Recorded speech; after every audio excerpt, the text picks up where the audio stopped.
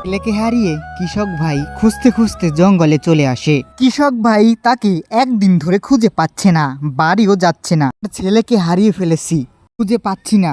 তাকে খুঁজতে খুঁজতে এখন চলে এসেছি জঙ্গলের এদিকে। গ্রামটা ছেড়ে অনেক দূর।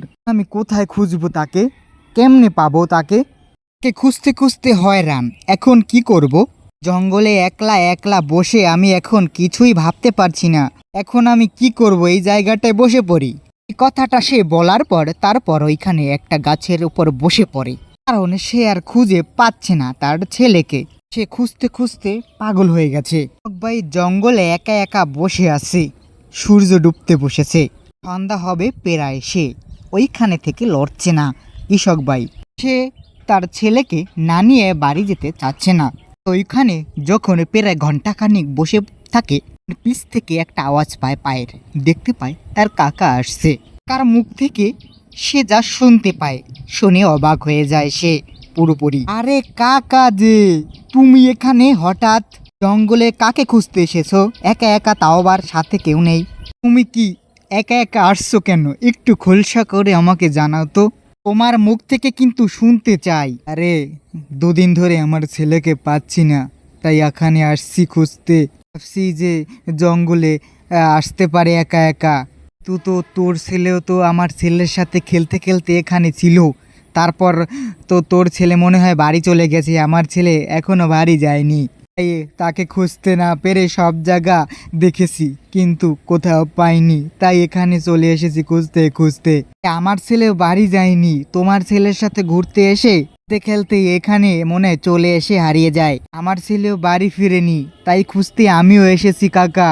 খুঁজতে পারছি না, তাই কাকা এখানে আসছি। কাকা আপনি এখন একটু বসে জিরান, ওইখানটা একটু বসে পড়ুন।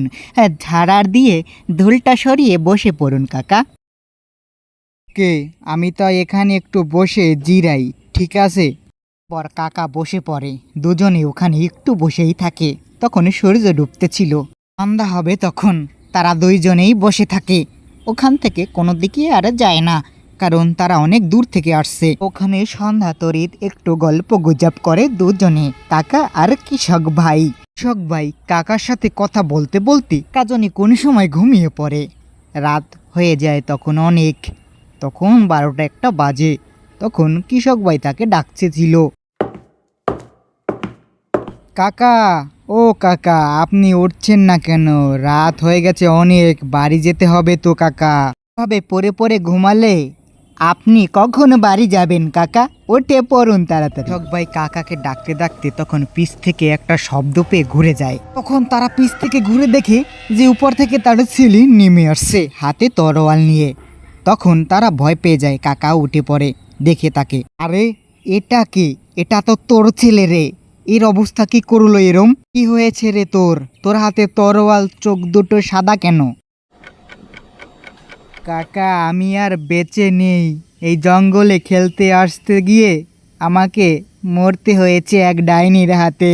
সে আমাকেও মেরে ফেলেছে এবং আপনার ছেলেকেও সে বাঁচিয়ে রেখেনি, মেরে ফেলে। সবাই এ কথাটা শুনে দাঁড়িয়ে পড়ে এবং তাকে দেখতে থাকে যে এর অবস্থা এরকম কি হলো। এখন কি করবি রে? তোর ছেলেকে এখন কি করবি? তোর ছেলে তো বেঁচে নেই এখন। তোর ছেলে আর বেঁচে কোনোদিন ফিরবে না। খোকা তোর অবস্থা এরকম কেন করলো ডাইনিটা? কে ছেড়ে চলে গেলি খোকা?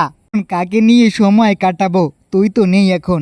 আমি এখন কি করব? কি করব বাবা, এখন আমি কি করব? আমাকে তো মেরে ফেলেছে ডাইনিটা, এখন আমি কি করব বলো? এখন তো আর তোমাদের সাথে মানুষ অবস্থায় থাকতে পারবো না, আমাকে তখন চলে যেতে হবে।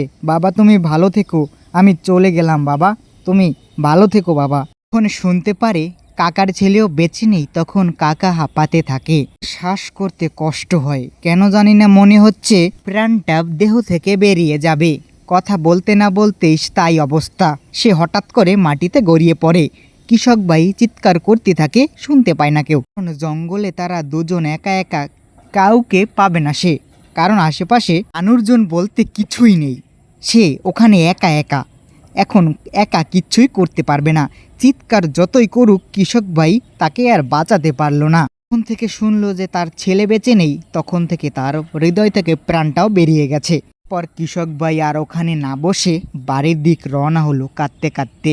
তারপর যখন কাকা ওখানে আস্তে আস্তে তার দেহটা আকাশের দিক চলে যায়, আকাশের দিক মিলিয়ে সে উড়ে চলে যায়। তারপর এই জঙ্গলে আর কেউ আসে না।